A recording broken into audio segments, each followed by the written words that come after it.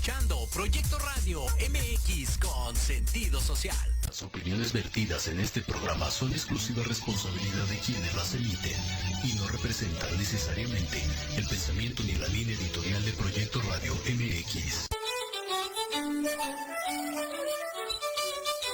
Buenos días, les habla el doctor Alberto Jálave. Estás escuchando tu programa Historia en General, donde hablaremos de datos importantes y sucesos trascendentes que serán de mucho interés para todos los que escuchan y vean este programa. Comenzamos.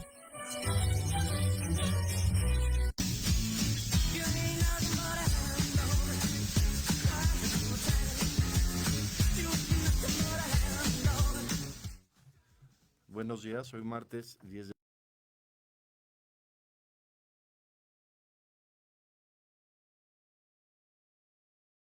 del descubrimiento de América. Antes me gustaría hablar como es un tema de muy actualidad lo que está sucediendo ahorita, la demanda que hizo México a las fábricas de armas de Estados Unidos, que me parece muy interesante cuando se analiza desde un punto de vista histórico, porque esto tendría que hablar de la industria bélica, todo lo que se ha generado por la venta de armas a nivel mundial desde siempre ha generado riquezas inimaginables, la venta de armas. Inclusive se sabe que desde la antigüedad, uno de los mayores aportes económicos de la Siria antigua era el acero que vendían. Desde esa época, desde que estaba el Imperio Persa, desde esa época que usaban el acero para hacer armas, desde esa época ya se vendían armas y ya era una industria, por eso se llama industria bélica. Es muy interesante que lo proponga Marcelo Ebrard como secretario de Relaciones Exteriores, como más que una demanda, pues una aclaración de por qué entran a México todas las armas de Estados Unidos. Este programa es de historia, es muy interesante analizar las armas que ha utilizado México durante toda la historia. En el fusilamiento de Don Miguel Hidalgo y Costilla hay cuadros, hay retratos, hay que se ve cómo los soldados encargados del pelotón de fusilamiento bajo el general muy interesante Pedro Armendáriz utilizaban armas muy parecidas a las armas de la independencia de Estados Unidos, esas bayonetas con un como cuchillo al final. Esas mismas armas las utilizaron desde la época de la independencia, cuando ocurrió uno de los actos de mayor traición en la historia de México, haber fusilado a Don Miguel Hidalgo y Costilla. De eso voy a hablar la semana que entra, el próximo martes, de la independencia de México. También es muy interesante, después de la Guerra de Secesión, Estados Unidos comenzó a fabricar armas a gran escala. Las Colt, todas las armas que se utilizaron en la Guerra de Secesión, pues sobraron, porque esa guerra terminó con la intervención de un hombre impresionante, Abraham Lincoln, que también algún día va a haber un programa de él. Y todas esas armas, pues Estados Unidos las tenía que vender. ¿Y quién es su vecino más cercano? Pues México. Muchas de las armas que se usaban en la Revolución Mexicana eran armas que se habían fabricado con la industria de la Guerra de Secesión. La industria de fabricación de armas continuó tan importante que la Primera Guerra Mundial, el principal proveedor de armas era Estados Unidos. Desde esa época ya era Estados Unidos el principal proveedor de la Primera Guerra Mundial. La Segunda Guerra Mundial se tuvo que prolongar con una guerra en el Pacífico contra Japón, con la utilización de armas impresionante. Hay documentales de todos los barcos y todo lo que usaba Estados Unidos en la Guerra del Pacífico, porque ya tenían la industria caminando con tanto armamento que se tenía que utilizar, y pues después tuvo que surgir la Guerra de Vietnam para utilizar tanto armamento que se fabrica. Es como los coches, cuando se fabrican los coches pues se tienen que vender o rematar, y esa es la historia del armamento, que quería hacer así como un paréntesis en este programa de Proyecto Radio MX. Se cumple este año 500 años del sitio de Tenochtitlán, de 1521, cuando finalmente fue derrotado el Imperio Azteca. Y quiero hablar de datos interesantes de cómo surge América y cómo nosotros estamos ahorita aquí, porque realmente Y muy desafortunadamente el que venció al Imperio Azteca no fue el Imperio Español, fue un virus de la viruela. Y es interesante que ahora se tomó la iniciativa por medio de la intelectualidad que estamos teniendo en México, muy interesante también con esta cuarta transformación, que se le quiera llamar al árbol de la noche triste. Bueno, ya se le llamó árbol de la noche victoriosa, aunque históricamente y estrictamente sería honrar al virus de la viruela, de alguna manera de análisis histórico puro.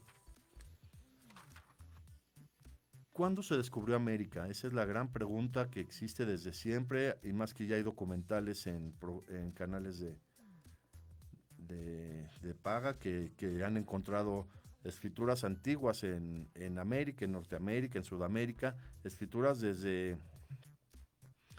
parece que desde antes de Cristo que existen en América. Y quiero remontarme a Egipto, Egipto antiguo, la época de las pirámides, la época de ese imperio que, considerando lo grande que fue el imperio egipcio, puede ser considerado el imperio más poderoso de la historia. ¿Y de dónde sacaban tanto oro en Egipto? En esa zona del mundo, bueno, que ahora ya le llaman Medio Oriente. También más adelante quiero tocar el tema de por qué se le llamó Medio Oriente a esa zona del mundo, cuando realmente es Asia.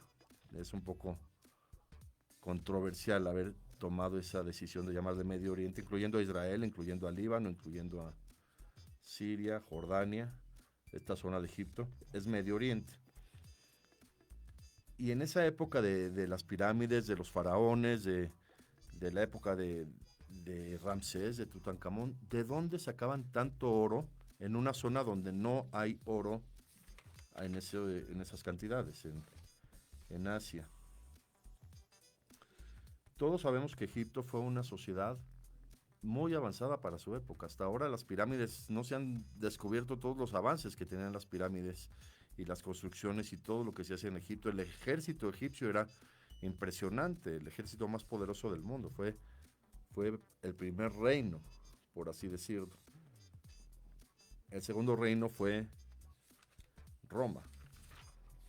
Y el tercer reino quiso ser Alemania, pero le llamaron así el tercer reino, pero no fue.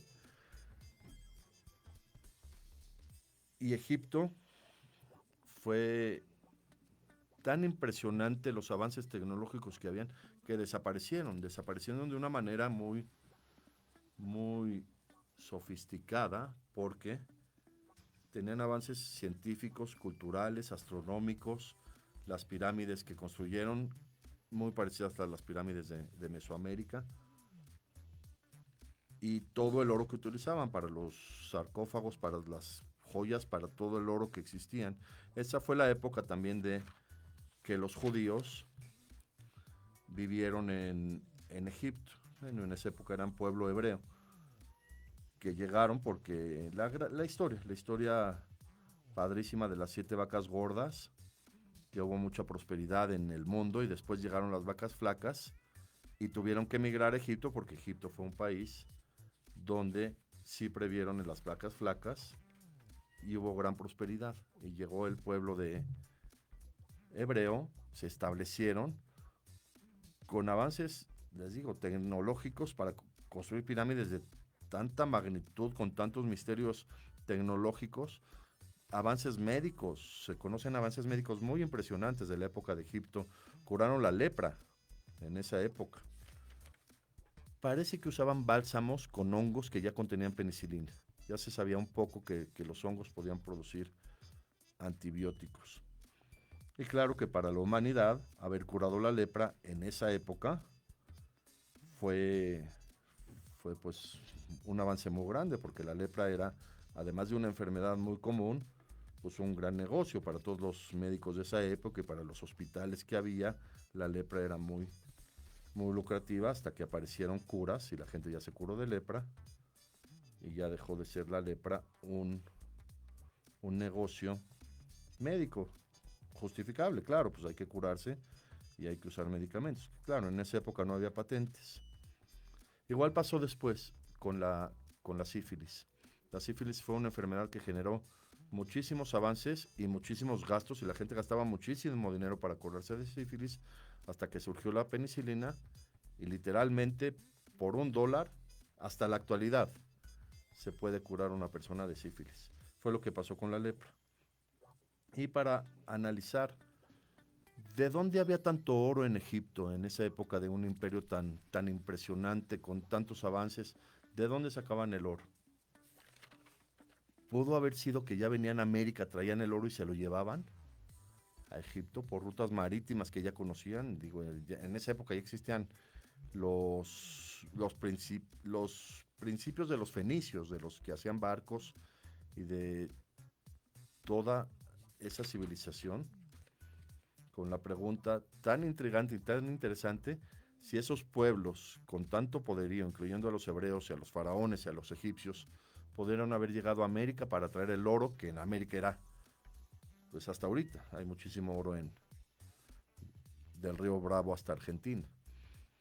Y esa es la duda de esa civilización que vamos a tomar ahorita después del corte, y para ya entrar en las tribus que se empezaron a establecer en Mesoamérica y cómo veían el oro y cómo ese fue un fenómeno tan importante para la civilización y para saber por qué ahorita estamos en este continente que llamaron América.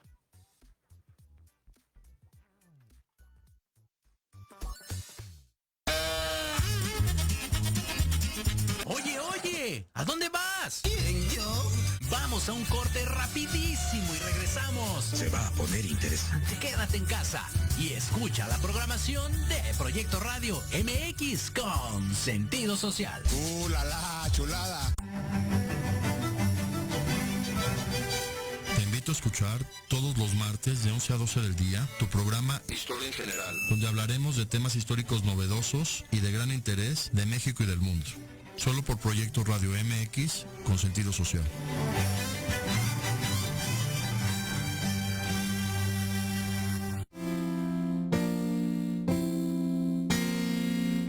Oye, yo como que se antoja, ¿no? ¿Qué? ¿Un vinito? No, y sí.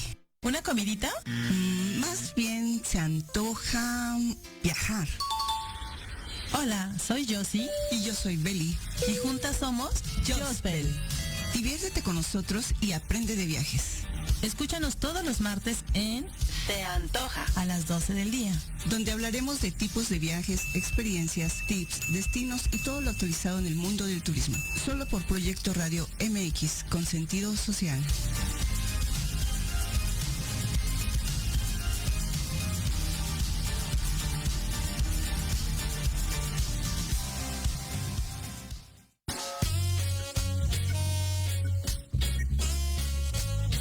Soy el Dr. Halgan Eshananda y te invito a escucharme todos los martes a las 16 horas en Conciencia Espiritual.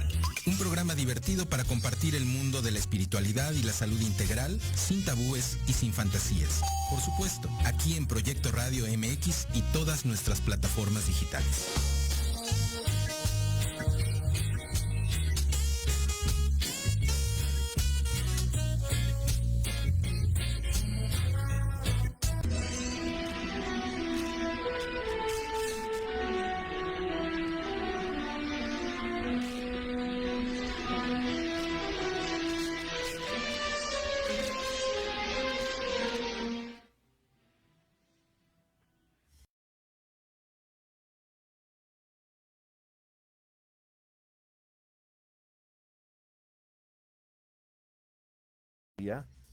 Hubo un personaje muy interesante que no se menciona mucho, porque la Biblia es tan extensa que no se menciona generalmente a todos, pero él era primo de Moisés.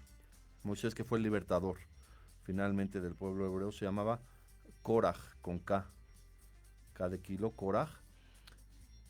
Él fue un hombre que acumuló riquezas indescriptibles, ¿no? Libros de historia y documentaciones que han podido hacer, no han podido calcular todo el oro que consiguió Koraj y que sacó de Egipto durante el éxodo del pueblo judío. Por eso se llama el libro de la Biblia Éxodo, cuando sale el pueblo de Egipto, que finalmente fue una estrategia de de frenar al imperio egipcio, sacando a los principales actores de tantos avances y que murieran en el desierto durante 40 años y surgiera una nueva generación que a lo mejor por estar en el desierto no supo de todos los avances que había en Egipto, incluyendo la probabilidad de que existieran barcos que llegaran a América y llevaran oro. Este señor Korah acumuló oro, les digo, de manera incalculable, y tuvo un percance en el desierto y se hundió en un socavón, y ahí se hundió todo su oro.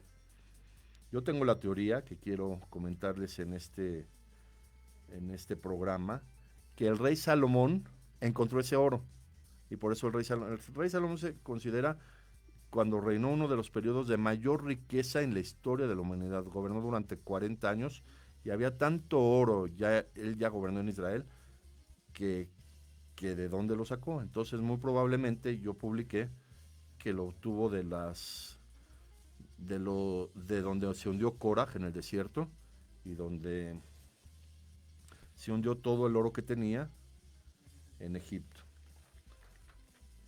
Hay muy interesante en análisis de la Biblia, en un libro que se llama Talmud. Es un libro más moderno que se escribió ya en la época de Babilonia, que hablan de una zona Yuktom, así le llaman en hebreo, Yuktom, de donde era probable que traían el oro, y decían que tardaban como 2 meses, a lo mejor era por vía marítima. Claro que hablando de oro, tenía que guardarse como secreto, como ahorita. Las reservas de oro mundiales nadie las conoce con exactitud.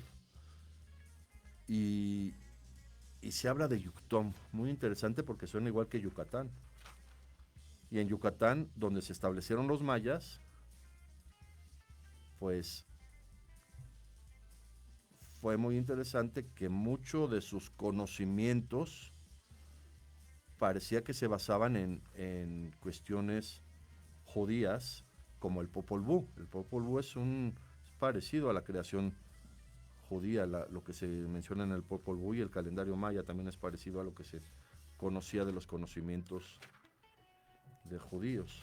Hay teorías de que las tribus que fueron llegando a América, los pueblos originarios de México, pudieron haber sido tribus desde Egipto que se empezaban a rebelar y empezaban a irse de Egipto, de donde tenían el yugo del faraón y el yugo de Moisés, y prefirieron irse separando y formar otros imperios. Se sabe que el imperio persa se fundó a partir del líder que se fueron separando, no tanto de los judíos, pero líderes que se separaron. Muy interesante, el que fundó el imperio persa dijo que jamás se atacaría a Israel, el rey Ciro, y siempre se respetó el imperio persa a Israel. También es muy interesante el imperio británico. Los ingleses pareciera que fueron un grupo de judíos y fundaron el imperio británico, porque la palabra Brit significa pacto en hebreo. También Roma pareciera que Rómulo y Remo que se escaparon los que encontraron a Rómulo y Remo como una señal en Roma, como que eran líderes que querían buscar otra cultura, igual los aztecas. Entonces, para llegar a la conclusión de los pueblos de América, no eran hombres originarios de América, los pueblos originarios, eran hombres que fueron llegando a América. Llegó un pueblo muy interesante, los olmecas, que se establecieron, todos lo sabemos, en la costa este de México, y desaparecieron por medio de guerras que ellos tenían. Eran pueblos guerreros. Desaparecieron a los olmecas, nunca se supo cómo, pero quedaron los vestigios de las cabezas y de todo lo que hacían los olmecas. Después surgió un pueblo muy, muy importante, los toltecas, los cuales, fue muy interesante, los toltecas son los que construyeron la ciudad de Aztlán, que todavía no se conoce bien, se conoce por los códices, y de Aztlán migraron a Teotihuacán y a Tula y construyeron las pirámides. Muy interesante, en paralelos, concordando con pirámides de Egipto, y en cuestiones de estructuras, las pirámides de América muy parecidas a las de Egipto. Y esto es muy interesante entender para conocer qué pasó con la conquista de Tenochtitlán. Los toltecas recibieron una visita muy interesante. Lo comentaron Eduardo Videgaray y San Esteban en su programa La Corneta hace poco, que llegó un hombre europeo a hablar con los aztecas, a hablar desde Quetzalcóatl. Pero en realidad no fue con los aztecas, porque Quetzalcóatl se conocía de mucho antes. Hay templos toltecas que ya veneraban a la serpiente emplumada, que es la que reveló Quetzalcóatl. Esto se los quiero explicar de manera muy interesante, porque sí hay la posibilidad.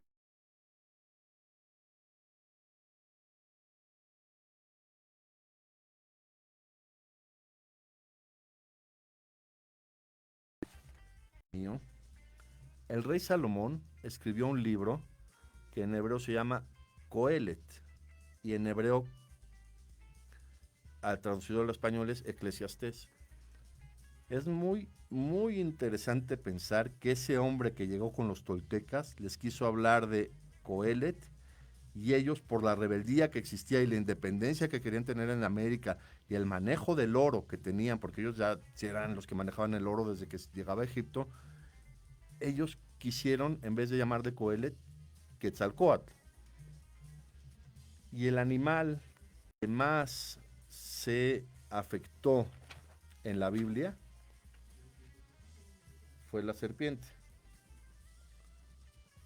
Todos lo sabemos, en Génesis la serpiente es la que convenció a Eva de comer la fruta prohibida, y ahí comenzó todo lo del paraíso y todo lo que sucedió, y la serpiente fue realmente en la Biblia maldecida. No se sabe bien en México por qué a la serpiente la emplumaron. Es el símbolo que ahorita aparece en las mañaneras, ¿no? La serpiente emplumada.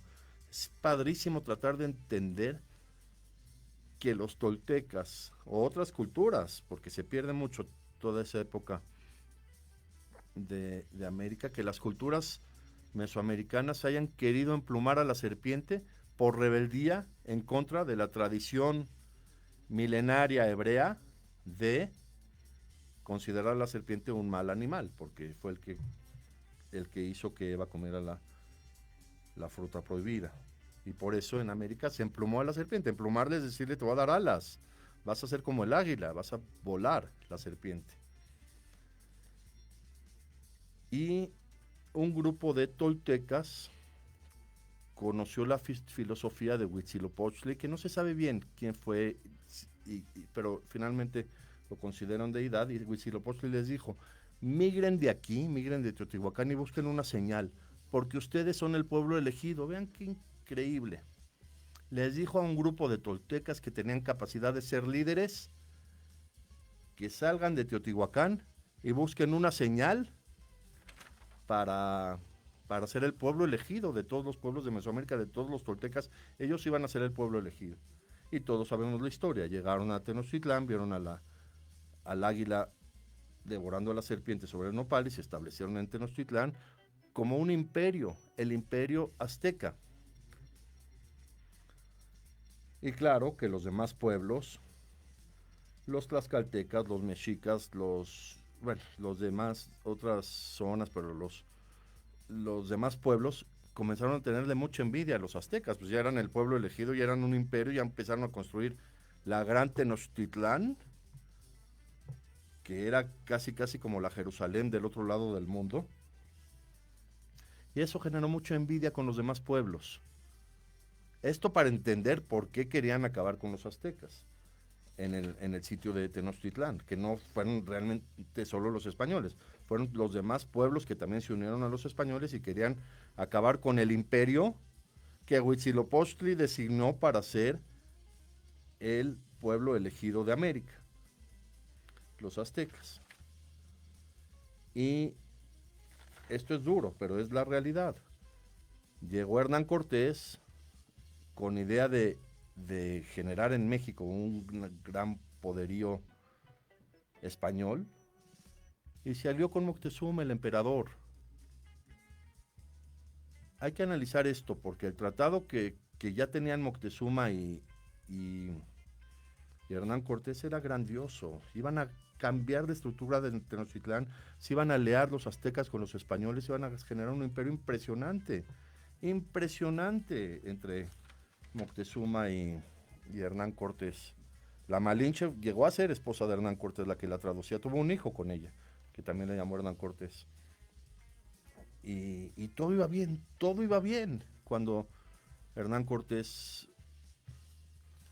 firmó el Tratado de Libre Comercio con Moctezuma. No, ese no era TLC, era un tratado de hermandad, era un tratado de gran calibre.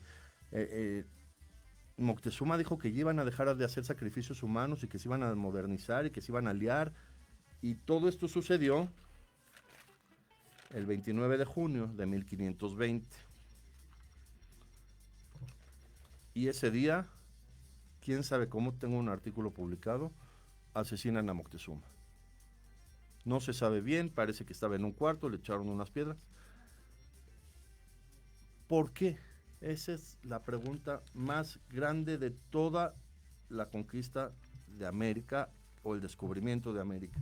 ¿Por qué asesinaron a Moctezuma? Si Moctezuma ya tenía todas las ganas de aliarse con Hernán Cortés y hacer una gran nación. De hecho, para el año 1520, Hernán Cortés ya había construido el primer hospital de América, que ahorita todavía existe el Hospital de Jesús, y la primera universidad de América. Ya tenía en mente Hernán Cortés hacer una gran nación. Entre hospital y universidad, todavía existe, es la Universidad Real y Pontificia, está enfrente del Palacio Nacional, todavía el edificio original que construyó Hernán Cortés. Y la fundó, con todo y la derrota de los españoles, fundó la Universidad Real y Pontificia. Y todavía vivió Hernán Cortés 27 años más y trató de modernizar México, pero todo se vino abajo cuando asesinan a Moctezuma. Y al día siguiente, Hernán Cortés se fue al árbol, que ahora es el árbol de la Victoria, y lloró. Pero no lloró porque estaba perdiendo su ejército, yo siento que lloró porque perdió la oportunidad de haber hecho una alianza impresionante con Moctezuma. Hubiera sido más grande la alianza de Hernán Cortés con Moctezuma que la de Churchill y Roosevelt para ganar la Segunda Guerra Mundial. Pero les digo, la misma envidia de los pueblos, la misma envidia de que Moctezuma era azteca, la misma envidia de que los aztecas eran el pueblo elegido y habían construido Tenochtitlán, lo llevaron a generar este magnicidio de Moctezuma. Otros datos interesantes, este es un tema muy interesante que quiero comentarles con ustedes. En América ya había hombres primitivos, los hombres de Neandertal, los australopithecus, estos hombres que emigraron, eso sí se sabe que emigraron por el estrecho de Bering.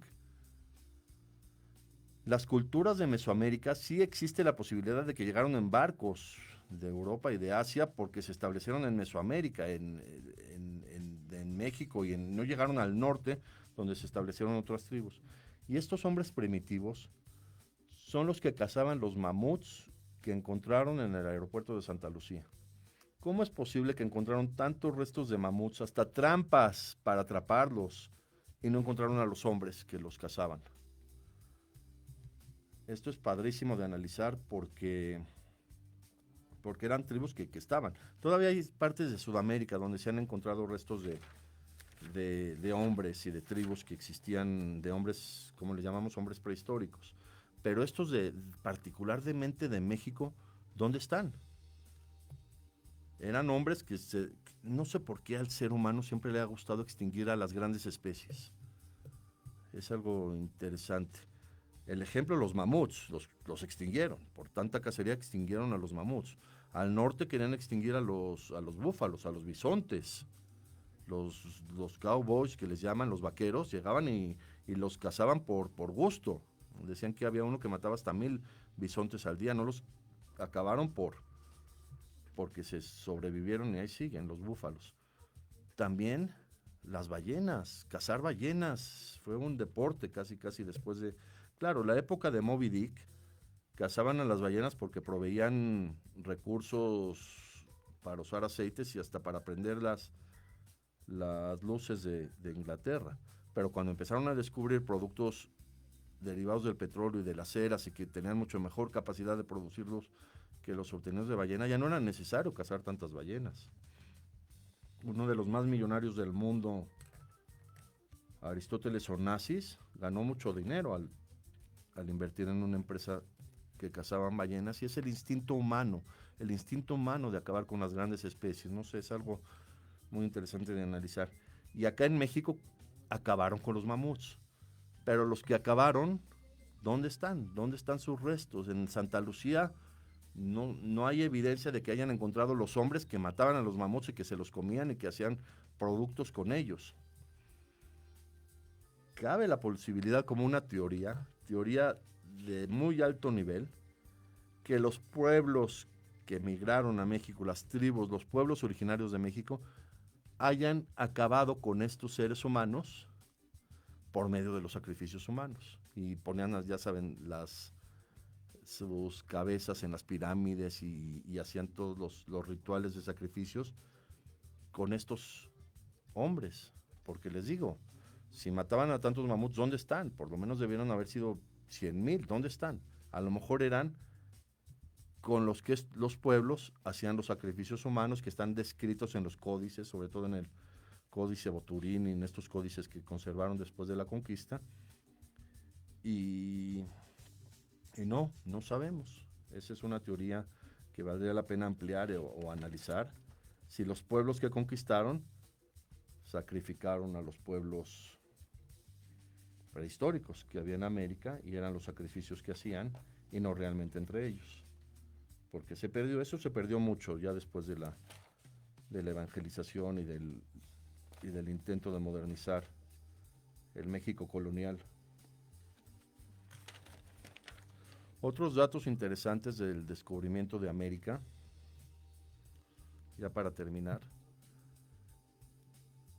¿Por qué no se le llamó al continente, si lo descubrió Cristóbal Colón, a todo el continente Colombia? El país Colombia se le llamó así por hacerle un honor a Cristóbal Colón. Claro, después llegó Américo Vespucio, el cartografista, Magallanes, empezaron a descubrir todo el continente, decidieron llamarle América como Américo Vespucio, aparte porque se oía a lo mejor más rimbombante América que Colombia, pero oficialmente se debió haber llamado ahora sí que por autoría intelectual, Colombia. Cristóbal Colón fue el que llegó. Cristóbal Colón fue el que logró superar la barrera ideológica de cruzar el Atlántico. Porque también es interesante que hayan querido decir durante toda la Edad Media que la Tierra era plana, también como para pensar de que no vayan a buscar oro. Finalmente era como un control del oro y de los precios del oro, porque si llegaba mucho oro, pues se iba a devaluar, y el oro era la moneda de cambio en la antigüedad. Entonces inventaron que la Tierra era plana y que los que llegaran al final del Atlántico se iban a caer al precipicio, y que la Tierra era plana. Cristóbal Colón fue el que tomó la decisión de llegar con las carabelas al final del Atlántico y llegar al otro lado y descubrir América. Él fue. No hay duda histórica ni documental de que él haya sido el que descubrió América. De esa manera, cruzando el Atlántico y llegando, y demostrando que la Tierra es redonda. Conocimientos que cambiaron la historia, porque gracias a esa travesía fue que Nicolás Copérnico pudo deducir que, siendo la Tierra redonda, era más fácil que la Tierra fuera la que girara alrededor del Sol, y después Galileo. Pero todo fue gracias a Cristóbal Colón. ¿Por qué despreciarlo? Hasta en México, no sé por qué quitaron la estatua en Reforma. Digo, haya pasado lo que haya pasado en la historia, circunstancialmente, les digo, la viruela fue un factor muy importante de decaimiento de los imperios de América. Pero ¿por qué tenerle tanta envidia y coraje a Cristóbal Colón? Fue un descubridor increíble. Inclusive se sabe que cuando llegó a las primeras islas y regresó a España, los reyes de España no le creían. creían que lo estaban engañando, que se dio la vuelta a África y regresó, porque él trajo personas y trajo joyas y trajo frutas y verduras de la zona, y no le creían porque así es el ser humano. Había que desprestigiar a Cristóbal Colón, que además ni era español, era genovés. Dijo Cristóbal, voy a volver a ir, y volvió a venir, y luego ya les llevó el chocolate, toda la historia de los viajes de Cristóbal Colón. Los reyes Isabel y Fernando no lo creían, inclusive sus ministros, incluyendo a Torquemada, decían, nos está engañando Cristóbal Colón. Además, fue con puros rebeldes en los barcos, todos los extorsionó para que todos dijeran que sí descubrieron otro continente. Y a pesar de todo ese esfuerzo ideológico que hizo Cristóbal Colón para demostrar que llegó al continente de América, no le pusieron su nombre al continente. Y se llama América, como hasta ahorita todos estamos viviendo en este continente, América, donde llegó un gran visionario, aunque claro, fue un conquistador, pero fue un gran visionario, Hernán Cortés, que dijo, me voy a aliar con el más grande líder de acá para aliarnos y generar un país increíble. Me voy a aliar, ¿quién es? Moctezuma, me voy a aliar con él, platicó con él, eran ya amigos, ya se querían Hernán Cortés y Moctezuma. El asesinato de Moctezuma es un acto terrible, terrible en la historia de México. De todas maneras, aunque asesinaron a Moctezuma, prosiguió la formación de una colonia española que le llamaron la Nueva España, y fue la Nueva España en general los 4 siglos más o menos que duró, la potencia mundial de la época, mucho más que Estados Unidos en esa época. En Estados Unidos, hasta que llegó el Mayflower y empezaron a conquistar y todos los problemas que tuvieron hasta que se independizaron, en América ya había, les digo, universidad y hospital antes de que llegaran los ingleses al norte.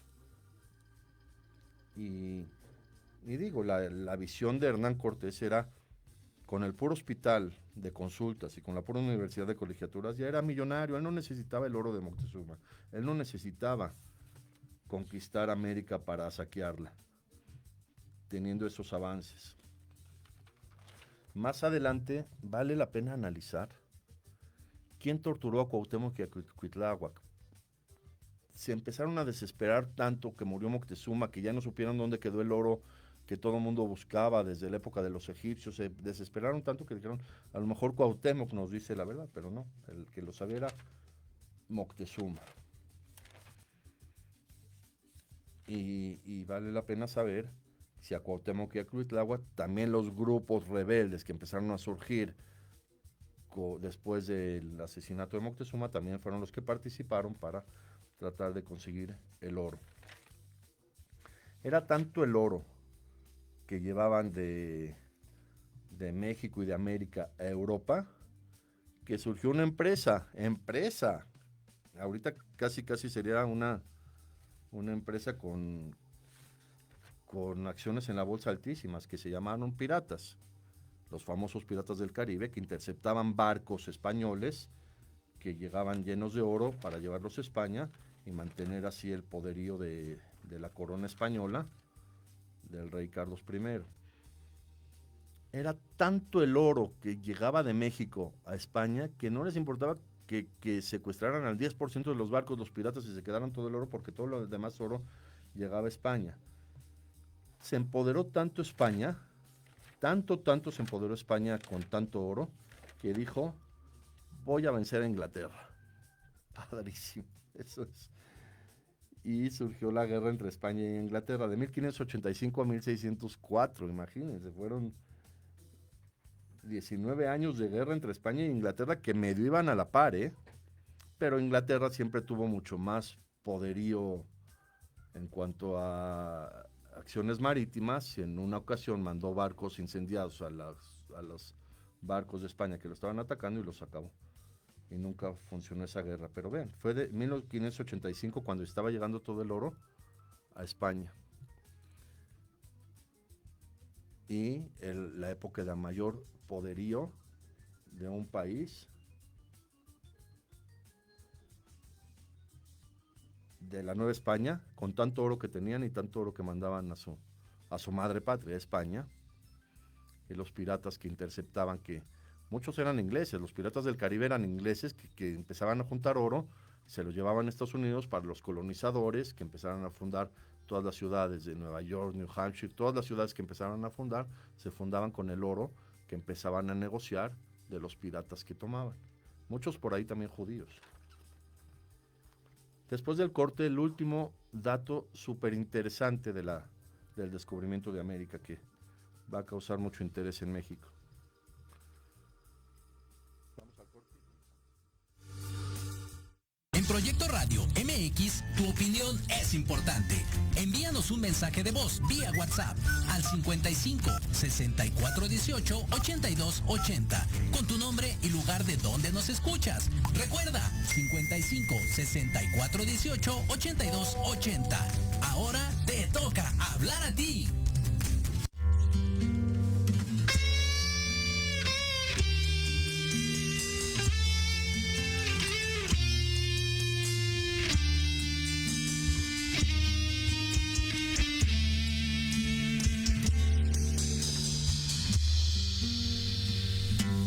Ayer pensé decirte adiós y me faltó el valor. Y es que había en tus ojos tanto amor. Qué fácil es decir adiós, qué fácil olvidar, qué difícil será para los dos. ¿Quién te cantará con esta guitarra? ¿Quién la hará sonar cuando no esté yo? ¿Quién dará a tu casa color y a tu lecho calor? ¿Quién te hará el amor? ¿Quién te cantará con esta guitarra? ¿Quién la hará sonar cuando no esté yo? ¿Quién dará a tu casa color y a tu lecho calor? ¿Quién te hará el amor?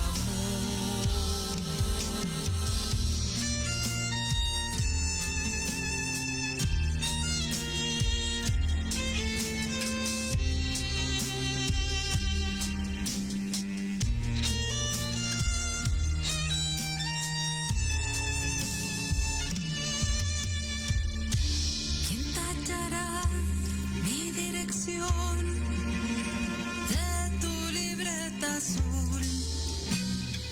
Archivando mi historia en un cajón. ¿Y tú qué harás? ¿A dónde irás? Tal vez me olvidarás y pondrás mi guitarra en un rincón.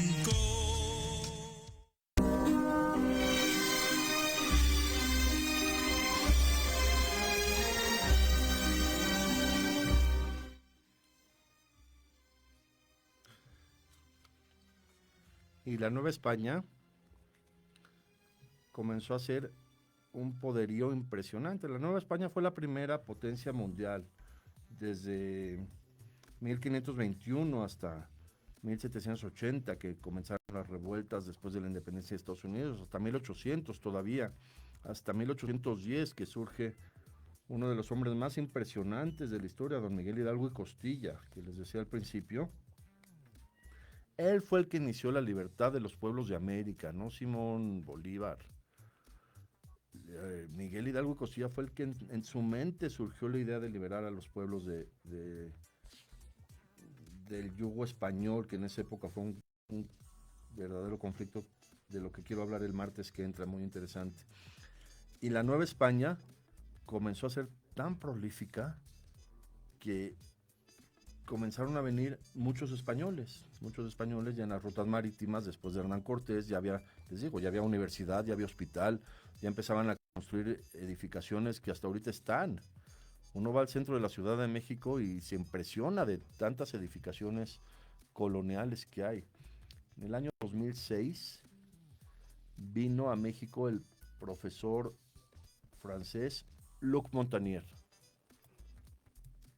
el que descubrió el virus del SIDA. Lo invitaron en el 2006, yo tuve oportunidad de irlo a ver a un hotel en Avenida Juárez, y después lo invitaron, le dijeron los médicos, vamos aquí hay un restaurante que tiene unos azulejos muy bonitos, unas calles, vamos. Se quedó impresionado Luc Montagnier de caminar por Avenida Juárez y ver tantos edificios coloniales, la Academia de San Carlos, los edificios que hay de ese lado, más adelante, bueno, aunque ya es moderno, el Palacio de Bellas Artes, adelante el restaurante donde llegó él a comer, y yo fui en la comitiva y decía Luc Montagnier, qué impresionante es México, no lo podía él creer de las construcciones que había.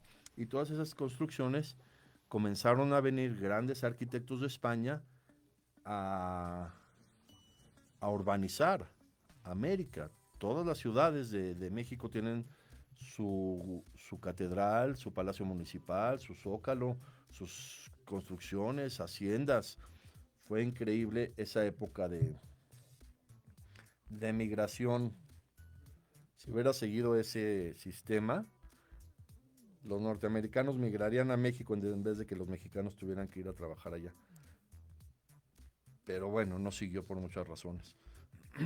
Y le empezó a dar un poco de coraje a los españoles, el mismo que le tuvieron a Cristóbal Colón, de que vinieran españoles de muy alto nivel a la Nueva España y aquí vivieran literalmente muy bien, como nobles, casi como gente de la realeza. Claro, aquí ya había virreyes que empezaron a estructurar los gobiernos, ya tenían una constitución de Cádiz, ya había mucha estructura legal como para que pudieran venir ellos y construir América, construir la Nueva España. Pero les dio coraje a la corona española y por medio de leyes, ya ven que todo se puede arreglar, dijeron, como para frenarlos un poco y para finalmente bajarlos de nivel español, porque bueno, España, a pesar de todo, de haber perdido la guerra con Inglaterra, esta guerra anglo-española, y de haber tenido tantos problemas, España seguía siendo un poderío impresionante en la Edad Media. Y los españoles que querían venir a América para, de una manera, frenarlos o bajarlos de nivel, las leyes de España los obligaron a cambiarse sus apellidos por nombres de animales. Vean qué interesante. Para poder salir, esto se perdió en la historia, porque finalmente fue algo, pues, no es degradar, pero es tratar de decir, tú te apellidas Martín, Martínez, apellidos Gonzalo, González, apellidos muy importantes en España. Si quieres ir a América, tienes que adoptar el apellido de un animal.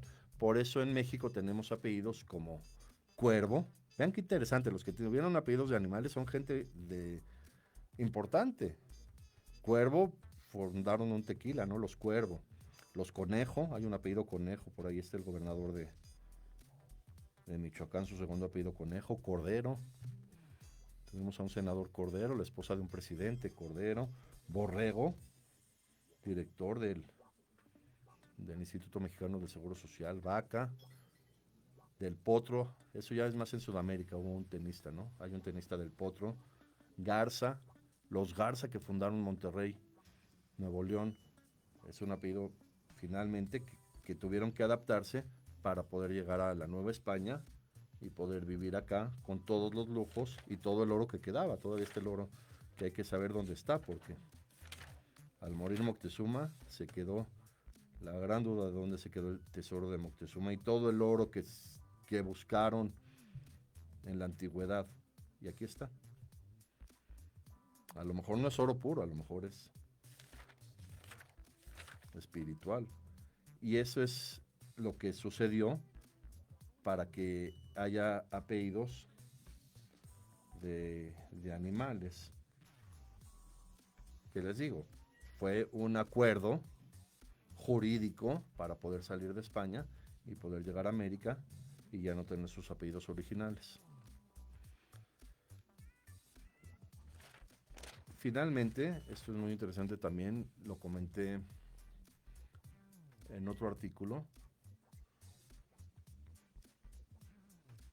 Cuando salen de España Cristóbal Colón y los que vinieron a América para descubrir América, fue exactamente el mismo año, 1492, el decreto de expulsión de los árabes y de los judíos de España. Después del siglo de oro español, que lo habían hecho tanto, y los árabes que hicieron los califatos, Córdoba, todo lo que hizo los árabes, tantas palabras en español que hay de origen árabe. Ojalá, es una palabra muy utilizada, alcohol, almohada. Todas decidieron, de repente, el rey Fernando y Isabel, expulsarlos. Ya váyanse a sus países árabes. Los aceptó muy bien los líderes de los países árabes, de Turquía, de Líbano, de Siria. Bienvenidos, estos son empresarios que vengan. Y surgió que muchos rebeldes son los que llegaban a América. Y los judíos que se quedaron en España, por decreto, tuvieron que convertirse al catolicismo, y les llamaban, eso sí es despectivo, les llamaban marranos. Muy interesante, porque los judíos no comían marrano, entonces les llamaban marranos cuando ellos se convertían, y muchos marranos mantenían algunas costumbres judías, y al empezar a llegar a América, empezaban a adaptar entre los pueblos de América muchas costumbres. Por ejemplo, el Día de Muertos es una costumbre judía, que se adaptó acá, y acá se popularizó, y es un día muy importante y muy, muy relevante, pero finalmente era de origen español. Y muy interesante también comer cabrito, que se mantuvo eso en Monterrey. Hay todo un pasaje bíblico sobre lo importante que era el cabrito en la época de Egipto para hacer un ritual judío. Porque digo, en Monterrey hubieran podido comer res, pavo, otros muchos alimentos, que el cabrito, que finalmente es un animal pequeño, y aunque sabe muy rico, pero es pequeño, no era tan industrial como otros animales. Pero el cabrito era una costumbre judía que se fue transmitiendo y que siguieron cuando llegaban a América. Siguieron estas costumbres que eran finalmente costumbres de árabes y judíos que se quedaron en España y que se fueron transmitiendo a América. Los españoles, despectivamente, les llamaron a los árabes moros. Eso lo va a tocar el martes que entra, que hablemos de la independencia de México. El próximo martes, datos interesantes de la independencia de México.